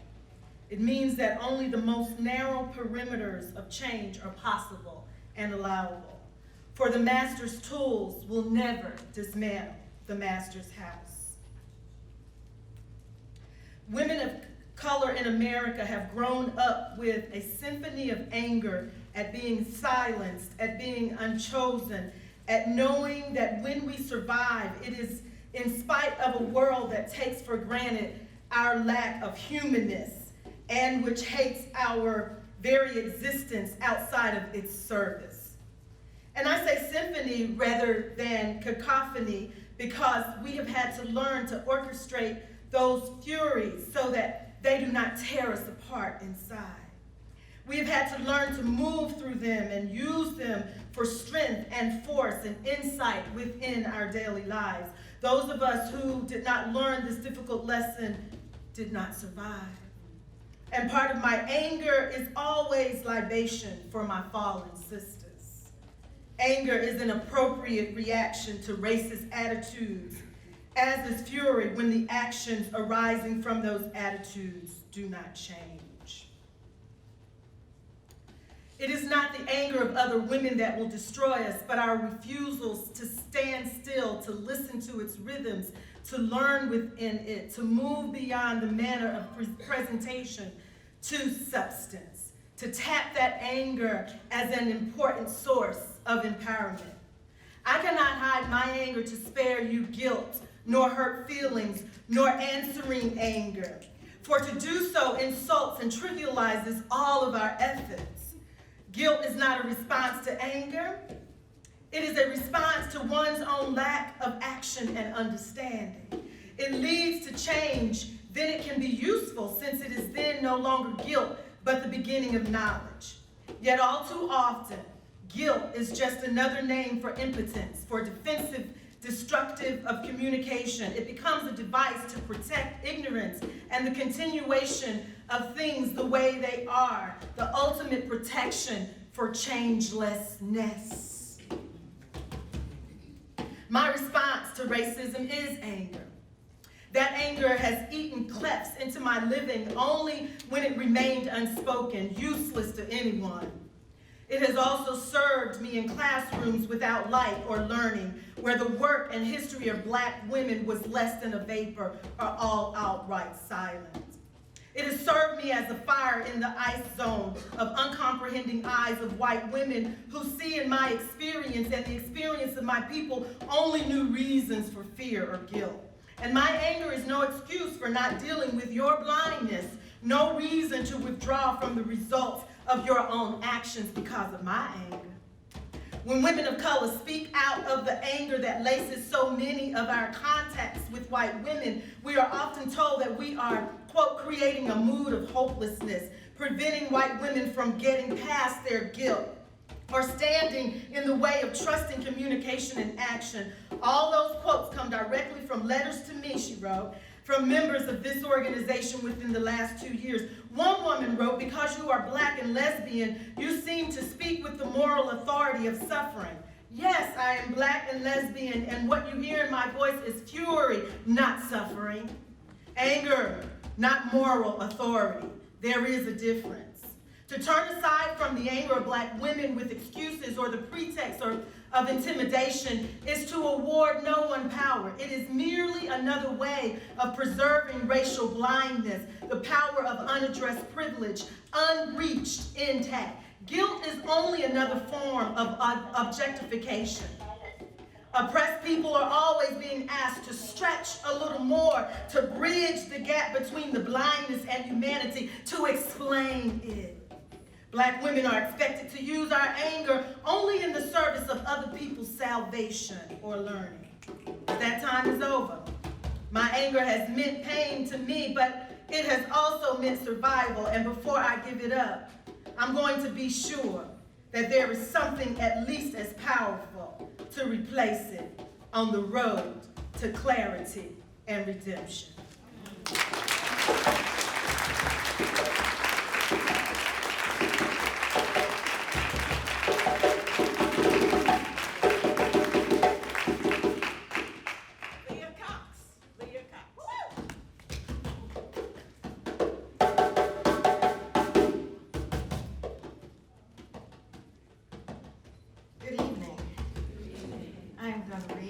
Lay Bare the Heart, an autobiography of the Civil Rights Movement by James Farmer. Some would say that James Farmer was the architect of the Civil Rights Movement, the father of the Congress of Racial Equality, and the father of the Freedom Rides. As I read this book, which was in 1985, I'm going to read from his epilogue, which saddens me in the year 2022. The dead will not return, and our martyrs will stay at peace. We survivors have got a second wind, and the young will draw their first. Martin left us with a dream unrealized and a promise unfulfilled. Our nation deceives itself with the fiction that the task is complete and racism is dead and all is well. The myth surrounds us that America suddenly has become colorblind and that all that remains is an economic problem. No greater lie has ever been told, and the tellers of it, if they have eyes to see and minds to think, must know it. The tired among us must recharge our batteries. The uninitiated must learn to gird their loins. We have not finished the job of making our country whole. Jesse Jackson has given up the great promise of a restructuring of the political institutions. That promise must be fulfilled. The Rainbow Coalition has not come together, and it will not be drivers into formation by expansive rhetoric. It will require careful and patient nurturing, sophisticated knowledge of how coalitions work. Also, the late 80s and the 90s must see a rebuilding of America's Black folk, a renaissance. Centuries of prejudice and poverty have wreaked havoc with folks of color. A new people and a renewed nation must face the new century. But that is another story whose telling must await another time and another book. This time, not for the jail going and the bleeding heads, but for the long-range planning and sophisticated strategizing. There will be less demonstration and more celebration. The narrative of this Odyssey has ended. We hear the heart and autobiography of the civil rights movement of James Foster.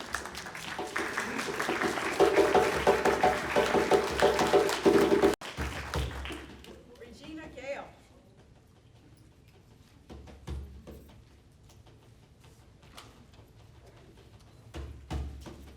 Hello, everyone. This has been really marvelous. I'm going to share something from this fabulous book. I wrote it.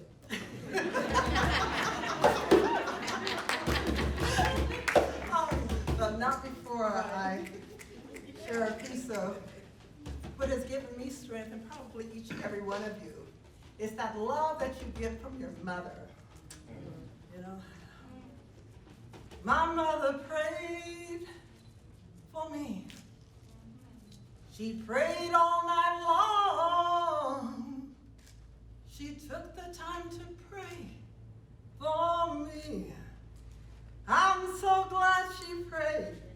I'm so glad she prayed. I'm so glad she prayed for me. My mother prayed. I would look down the hall and see her on her knees praying for me. She prayed all night long. She took the time to pray for me. I'm so glad she prayed. I'm so glad she prayed. I'm so glad she prayed for me. My mother prayed for me. She prayed that I'd be strong so that I could carry on when everyone was gone.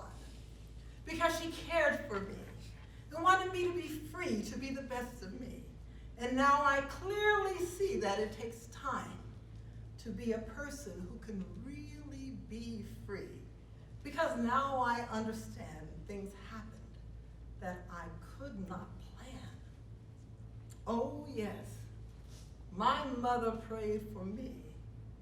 And someone prayed for you to be that awesome individual you turned out to be. I'm going to share one more because it hit me when I was sitting there.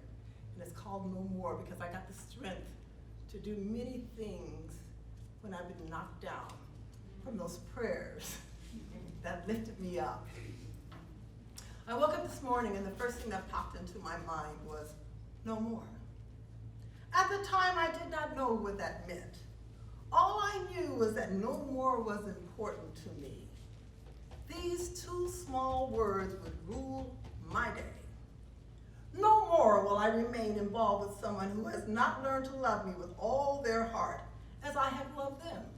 No more. No more will I shed a tear behind the truth that remains a secret, because their omission of fact is really a fact. No more.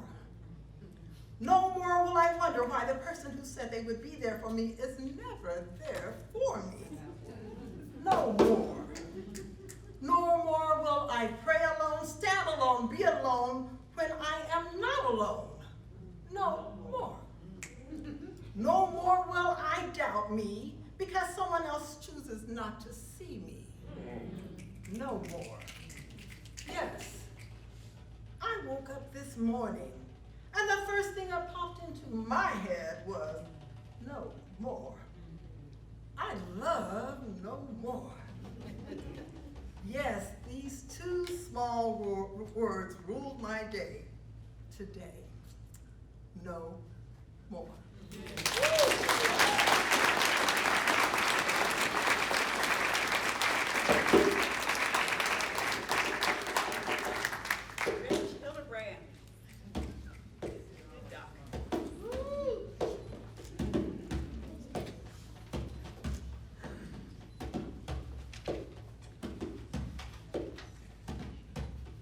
Thank you, Sister Gail, for that testimony. Yes. W.E.B. Du Bois was one of the founders of the NAACP and was the brilliant crusading editor of its official journal called The Crisis. This reading is one paragraph from a chapter of Dr. Du Bois's historical magnum opus called Black Reconstruction, published in 1935. The chapter is called The Coming of the Lord, and in a book of over 700 pages that is filled with rigorous critical research and analysis, Dr. Du Bois took a moment to honor something that could not be discerned by research or analysis. He reached deep down into the souls of Black folk to try to give us all a glimpse, a feel for the spiritual aspect of emancipation, something that would be very hard to grasp for people who had not actually experienced chattel slavery, and almost impossible to appreciate for someone who does not take spiritual matters seriously. This is what he wrote. Foolish talk, all of this, you say? Of course. And that is because no American now believes in their religion. Its facts are mere symbolism.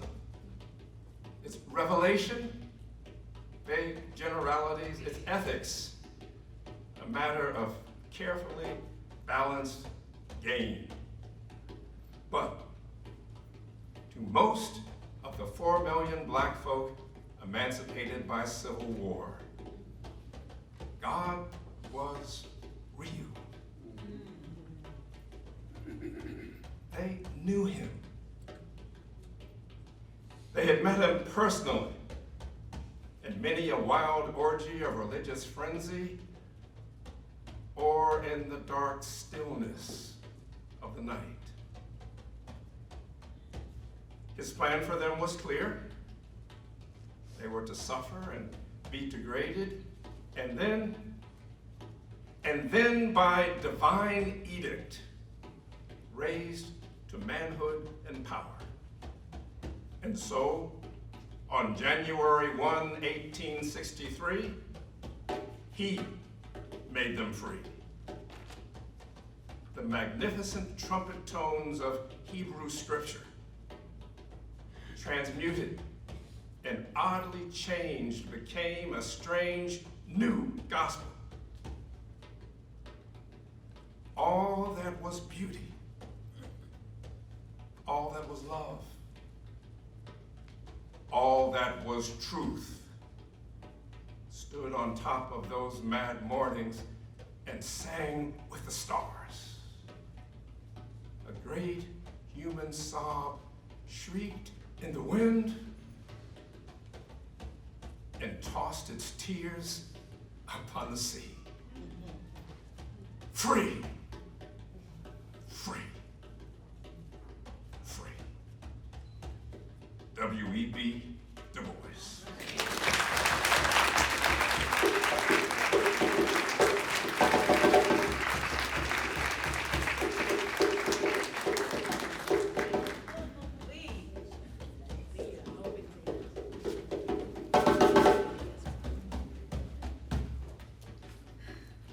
So I'm going to be sharing a selection of excerpts from a talk given by Fannie Lou Hamer in Mississippi, September 1964, right around the time I was born. We're on our way. Righteousness exalts a nation, but sin is a reproach to any people. Sin is beginning to reproach America today, and we want what is rightfully ours. And it's no need of running, And no need of saying, honey, I'm not gonna get in that mess. Because if you were born in America with a black face, you were born in the mess.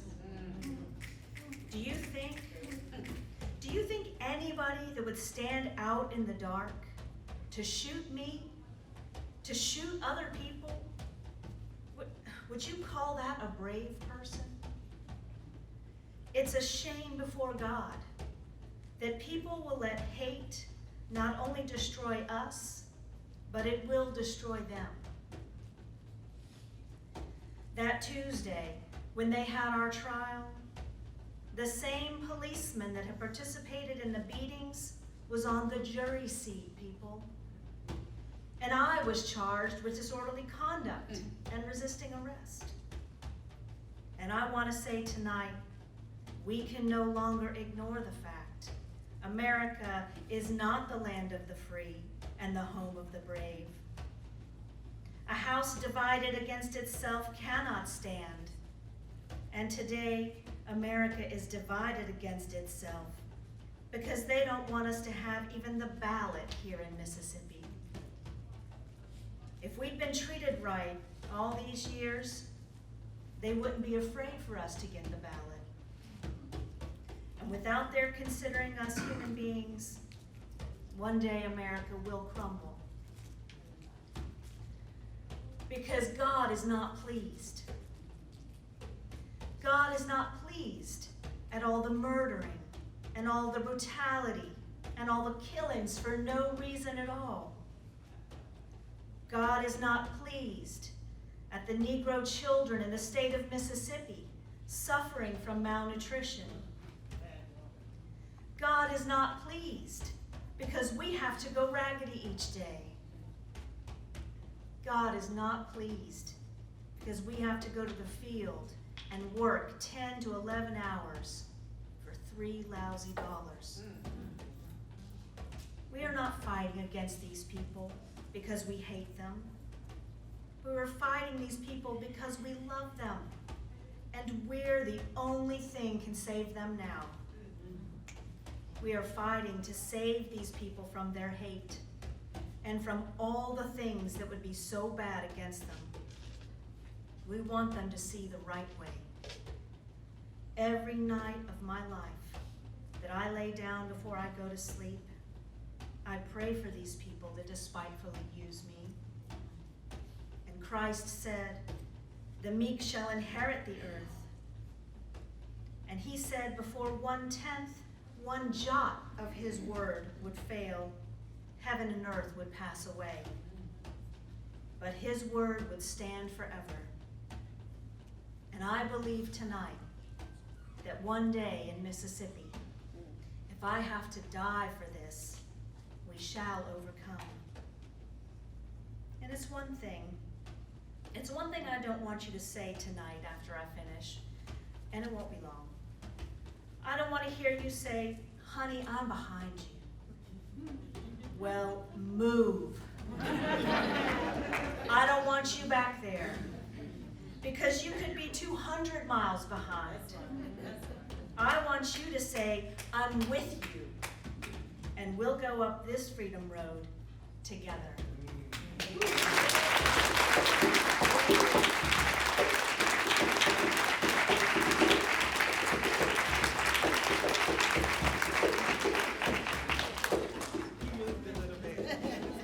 Jamie, Flyleaf Books. Let's support Flyleaf Books. Jamie.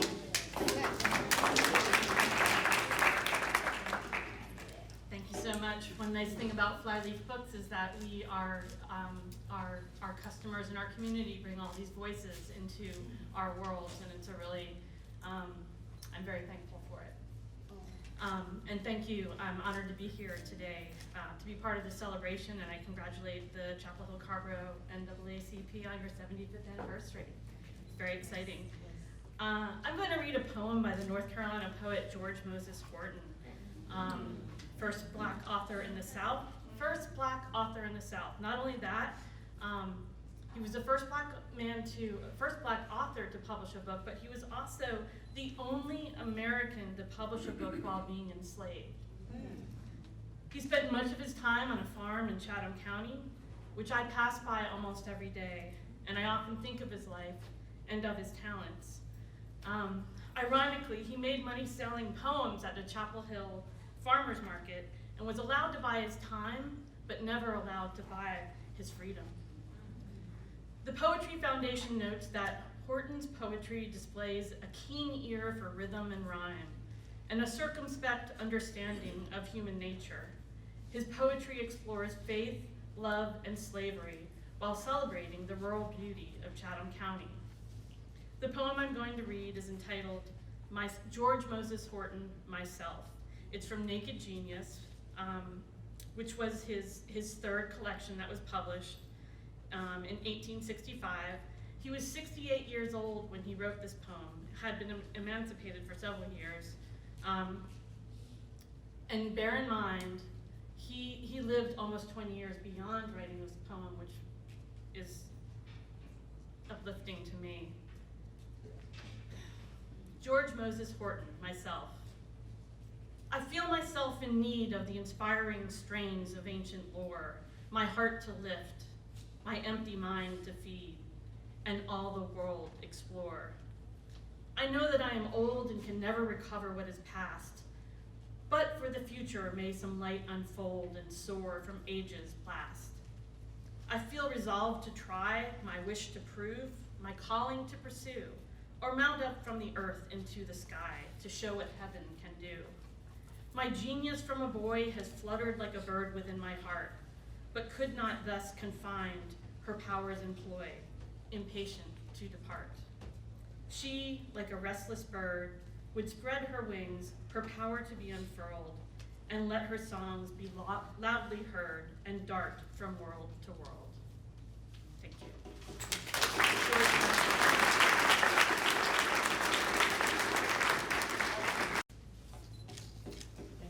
And now you're ready for a treat. And to close us out, one of our hometown heroes, hometown favorites.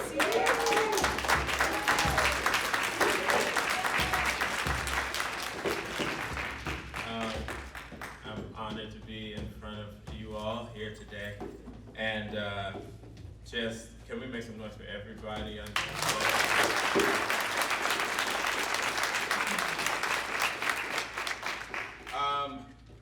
I'd like for you, some of you may not know me so personally, but I grew up in a Southern Pentecostal church here in Chapel Hill, North Carolina, called St. John United Holiness Church. And so, you know, I'm used to a little bit more of an active audience. Just a little bit. And so, I'd like y'all to repeat after me some words by Lucille Clifton that live with me on a regular basis. She says, come celebrate with me. Come celebrate with me. That every day, something has tried to kill me and has failed. Okay, I just want to make sure we all hear. I live with those words daily, especially in this end.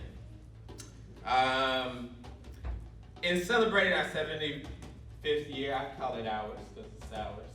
Yeah. I'd like to think that the NAACP is also living by the words of Audre Lorde, who's been spoken to many times today. And Audre Lorde says, life is very short. What we have to do must be done in the now. Right? Life is very short. What we have to do must be done in the now. And that on a daily basis, we are called to show up and to be present and to make change. And today on the flyer, we're talking about Umoja, but there's another principle of Kwanzaa that sticks out to me, which is the sixth principle of Kwanzaa, which is kuumba, which is to do all we can, as much as we can, with all we are in the interest of self, in service of the whole. Y'all familiar with that? Yes.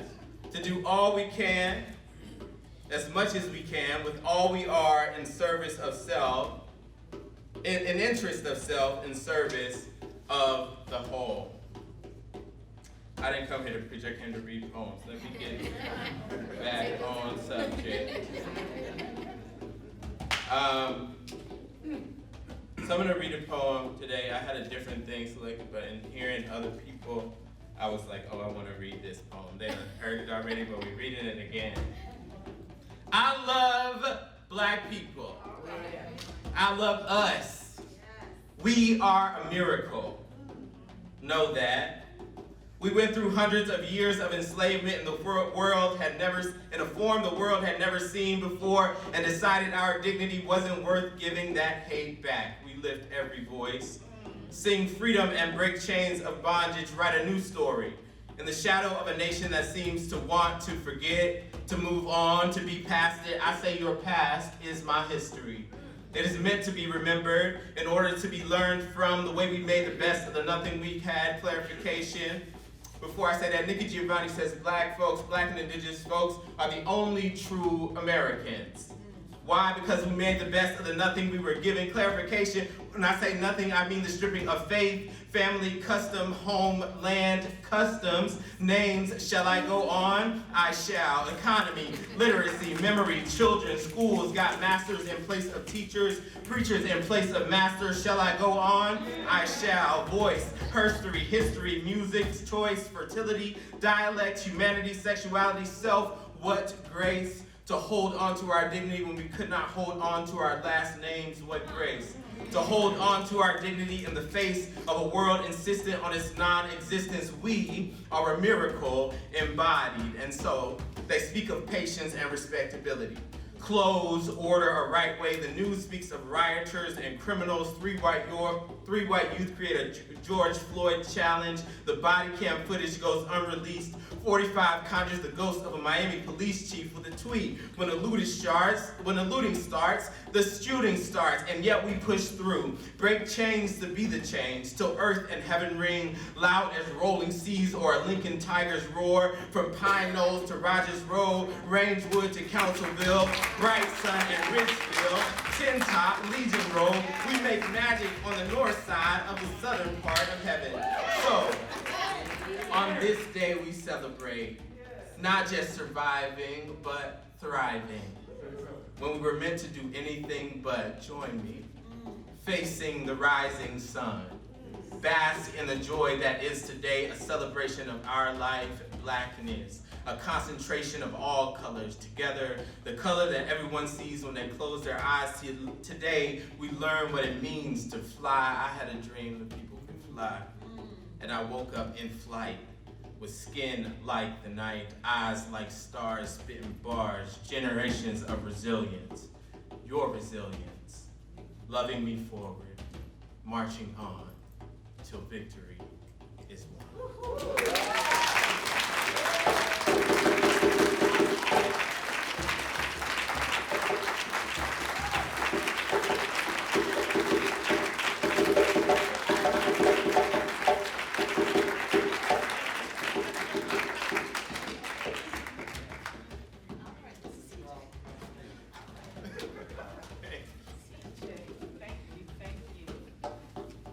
Your programs, lift every voice. If we can stand, please. Okay, I'm gonna really need the men to help sing first. I need these tenors in here. Yeah. If we could sing this song as if we are all thankful for the God who woke us up this morning to let us see a day that we have never seen and a day we shall never see again. Okay? Lift every voice and sing till earth and heaven rings. Ring with the harmonies of liberty. Let our rejoicing rise high as the listening skies. Let it resound loud as the rolling sea.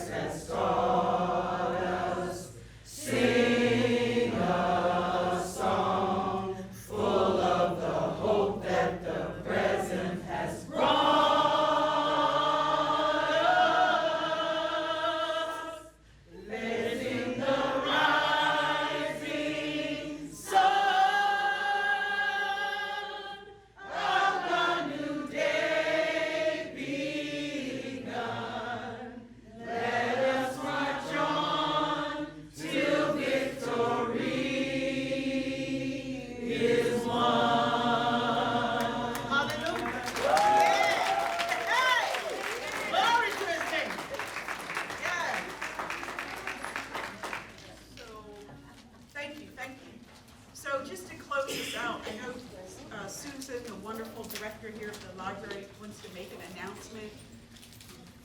Please, I hope your bellies are full, but you have room for some delicious food. We've got Afro-Cuban, we've got African, we've got soul food, we've got desserts. It's gonna be wonderful. It's a little chilly outside, so we're gonna make space in here to stay in here and eat as well.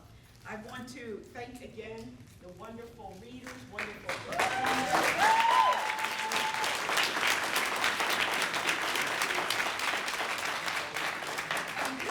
This is what community is about.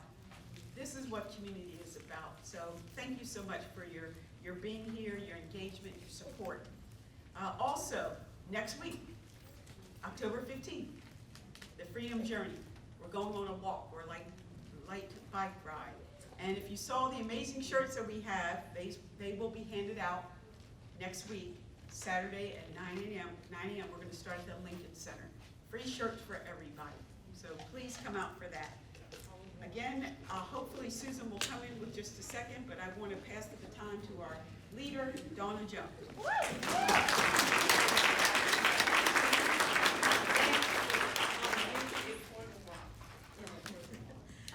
As we close out this evening, I wanted to share just a few reflections on this evening's program.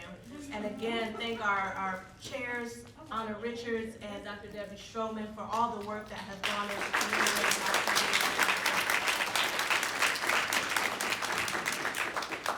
As Debbie said earlier, and a few other folks have said, I come from a reading family. And I also am the product of a praying mother. Yes. And so I could not let the evening go and close without some remarks about the power of words in print. What I know to be true is that words can lift us up when the world tries to break us down. And what I know on this October month, which is National Book Month, it is also Breast Cancer Appreciation Month and many other things that we commemorate. What I want to share is what the NAACP has meant to me. For 75 years, it has lifted this community, but for the past 9 years, it has lifted me up. And if I hadn't been in a rush to get out of the house today to get here, I would have had my text by Bell Hooks, Sisters of the Yam Black Women in Self-Recovery. And one of the things, the very important things that she says in that text, although I don't have it with me, I want to share with you is that if there comes a time when you wake up and find yourself living someplace where there is nobody you love and trust, no community, it is time to leave town, to pack up and go. You can even go tonight. And where you need to go is any place where there are arms that can hold you, that will not let you go. And so while the NAACP as an organization has lifted up this community, the people of the NAACP have been the arms that have not let me go.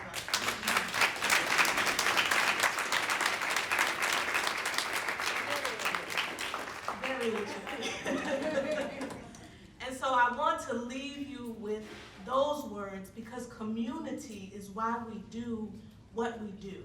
It is the reason that we get out of bed on the hardest days, but we survived 100% of our hardest days because of community, because of the people here who care and who will build us up on every hard moment and celebrate with us on the most joyous as we can. So I want to thank this community. I want to invite you into community if you are not yet a member of the branch, but also of the loving arms that the Chapel Hill-Carrboro community has to offer you.